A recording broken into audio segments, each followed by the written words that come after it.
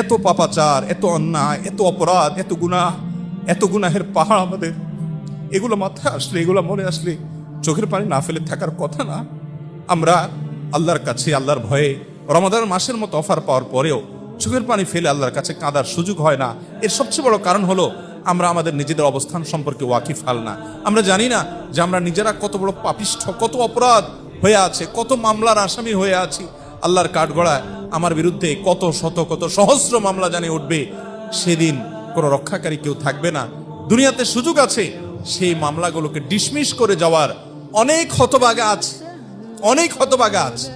গোটা রমাদান জুড়ে অনেক ইবাদত করেছেন মাশাআল্লাহ।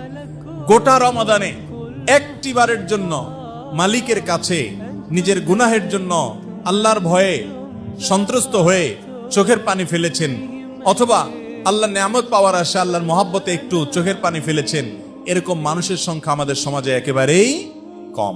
মোহতারাম হাজিরিন, রমাদান এলে আল্লাহ তাআলা অনেক মানুষকে মাফ করেন, সাধারণ ক্ষমা ঘোষণা করেন। আল্লাহর এই মাফ পাওয়ার জন্য অ্যাপ্লিকেশনটা তো করতে হবে, দরখাস্তটা তো অন্তত যথাযথ নিয়মে করতে হবে। কত মানুষ দরখাস্ত করে পায় না।